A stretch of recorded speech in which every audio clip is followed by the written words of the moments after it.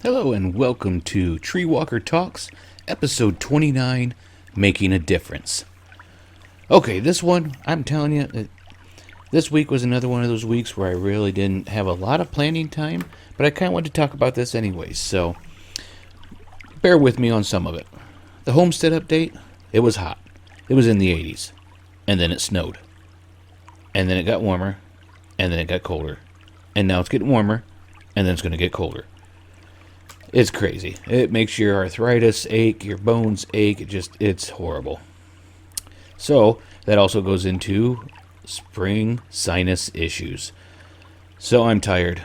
I can feel the pressure in my sinuses, and it makes me just want to sleep, and it makes it so it's hard for me to focus, and it's just been pretty cruddy. But we shall persevere. Okay, I did make the sausage.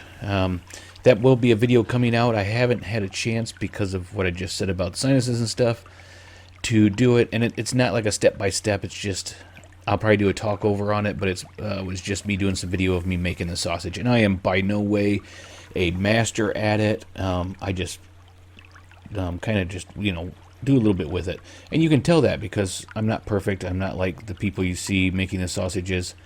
The first batch came out really good because I had everything cold. The second batch, I didn't make everything cold again, and it didn't go as well. Still had sausages, so they're still edible. I don't know if I'm going to get to it this week or not, want to make some of my deer bratwurst. And that's deer meat mixed with some pork, mixed with some beer. I'm not a beer drinker. I do make things with beer, though. And this one takes a dark lager. So that should be good. I've made them before. It's been a while. And I do have some ground up deer in the freezer that would be great in it. Projects. Well, I haven't got a lot accomplished. Other things I've got accomplished that just didn't do, but, what are on the list. But still need to do that shed, the workshop. That's a big one. We need to get that done soon. But probably won't get done before I go up morel hunting, mushroom hunting into Michigan. Okay. But things I would like to get done. And one of them, two of them I really need to get done before I go up mushroom hunting, and that would be 2 weeks from Thursday, I think.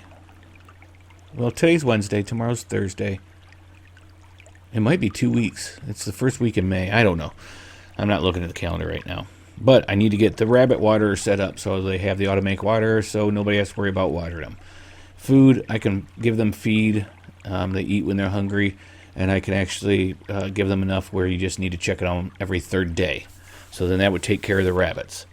And I do have one bucket chicken feeder, and that will last, really it lasts about a week, maybe even a little bit more.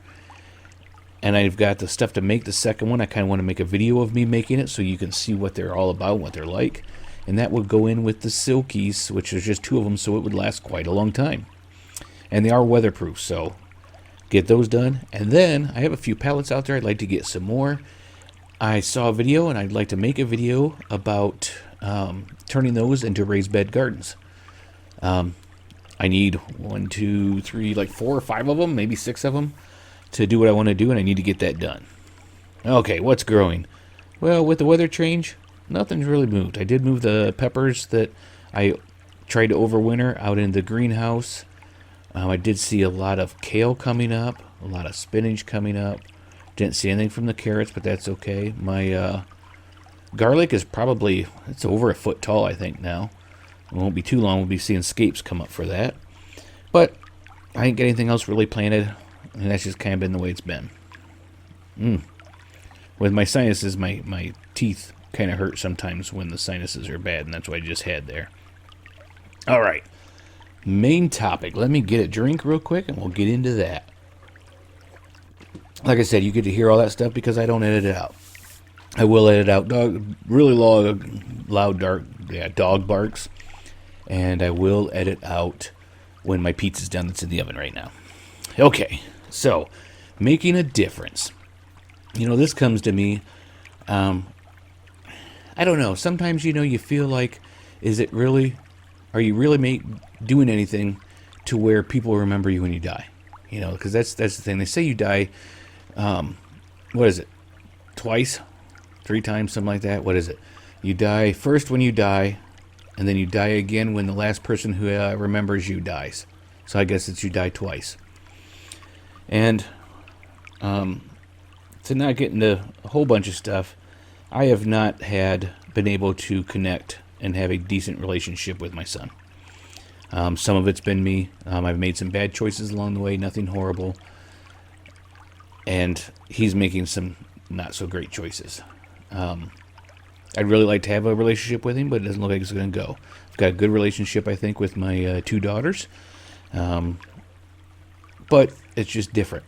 You know, they're not into the same things I am, which my son wasn't either, but he did like going up mushroom hunting, and he liked fishing and stuff, and just, it'd be nice to touch base with him, but it kind of disheartens you. And when I'm going out through the world, I just live life as me. You know, I don't try to put on a face, I don't try to do anything, and you meet people. Well, one of the things I always seem to do is, I don't consider myself a wise person, but I have lived a lot of things, a lot of dark times, a lot of good times. So I try to pass on some of that when I meet people, and I just don't even mean to. I just tell them stories of things that have happened to me, and through that they gather things. But throughout different places I've worked, I always seem to end up with someone who I call my son. And at the place I worked at before, where I work now, which is National Beef, was called Grove Systems. And got laid off from there. But before I got laid off from there, we had contractors that were working there too that came down from Michigan, and I'm in Ohio. And they weren't always treated the best. You know, they were pretty much told you were disposable, and we may just get rid of you tomorrow. So the life wasn't good for them a lot of times, but it was good money. You know, one of the things I always told them was, well, this isn't going to last forever. Bank as much money as you can. Maybe even, because it was really good money. Don't get me wrong, it was really good money. And start paying on a house. You know, get something done so you can stop doing this and actually have a family. Well, one of them actually had rented and lived in my house that I'd owned with my son. Trying to give him a help, and hopefully he could help my son a little bit. And it didn't go bad. But I did call him my good boy, not to my other son. And it's just a joke, you know. But his name was Tyler. And about 2 weeks ago, just out of the blue, he messaged me and just wanted to know how I was doing. And I said, you know, I'm doing pretty good. I said, you know, how about you? And he said he was doing good, and that he had been doing some contracting work down in Mexico. And he met a woman down there, a lady, and they got married. And I said, wow, really? I said, so am I expecting some grandchildren soon? And he says, well, she already had 2 kids, so technically you already have grandchildren. So it was really nice that out of the blue he wanted to contact me, and he thought of me to tell me how good his life was going and how things have turned around for him, because he had some rough times. He was mixed up with somebody who wasn't good for him. And since then he's gotten rid of her and moved on. He's a really good kid. And I say kid, you know, he's a man. He's a really good man. So it was really nice to hear from him in that. And it touched me. It made me smile. Now, last week, I think it was last week, maybe it was this week, I don't know. Time flies. And I had another person I worked with there, and I always jokingly told him he was my son too, but he wasn't the good son. And that was a joke. He was a very good kid. I really liked him a lot too. And I kind of, you know, just treat him like I treat other people. And the thing is, I cuss. I cuss quite a bit a lot of times. So, you know, I always just use the F word all the time with him, and pretty much everybody, except for at home. And on the podcast, I try to keep it family friendly. But he left, I think earlier than Tyler did, and I just good kid, good man. I thought I'll never hear from him again. Out of the blue, he messaged me, and he asked how things were going, and I told him great, you know, and hope things were going good for him and this and that, and I told him that Tyler, who he knew too, had just messaged me, and that he is married and has kids now. I said, so are you messaging me for the same? And it was funny because he says, well, marriage might be coming along, but I am expecting a child.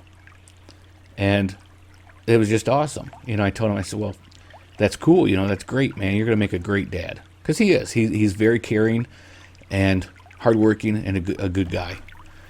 And he said he told me thank you, that meant a lot to him.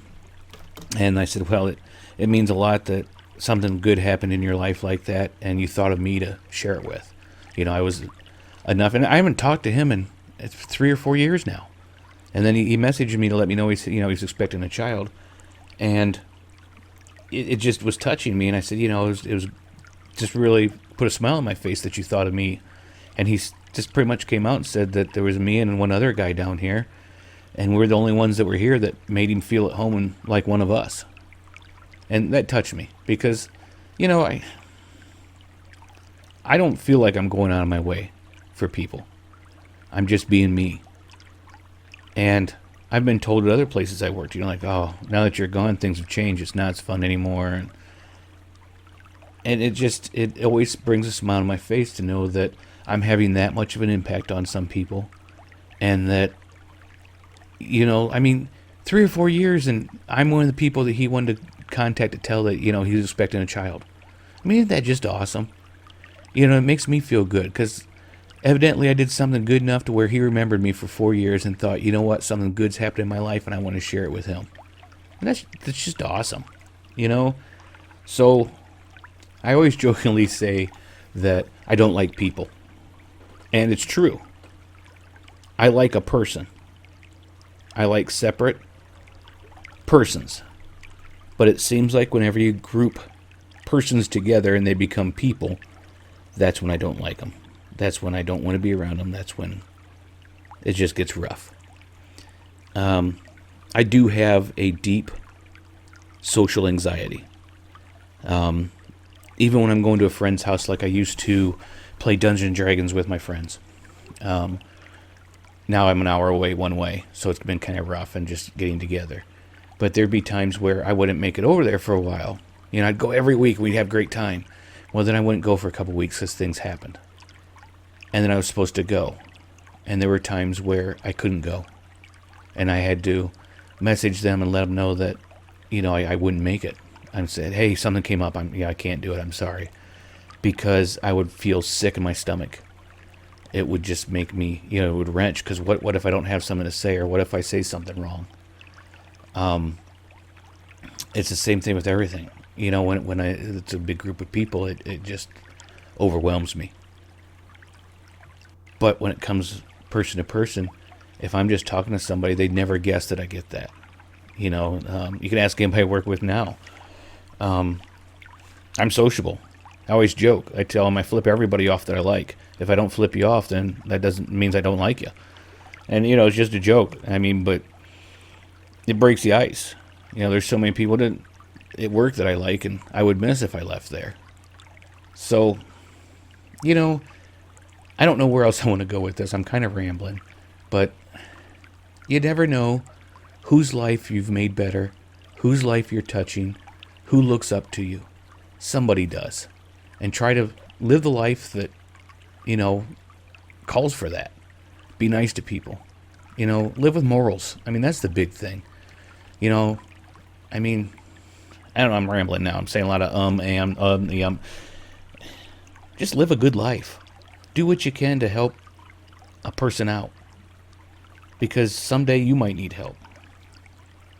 All right. I'm going to stop it there because otherwise I'm going to keep saying stuff. So I want to thank you for joining me. I hope you enjoyed this. Hope my ramblings weren't too horrible. And next week, hopefully I'll have a more structured one. And then if the next week after that's when I'm going up mushroom hunting, I'm not sure how we're going to do. I'm kind of talking about maybe a live stream. I might record it while I'm on the drive because it's a long drive. I'm not quite sure yet. So we'll see when we get there to that. But thanks for joining me. I hope you have a good one. And remember, stay alive out there and keep on surviving.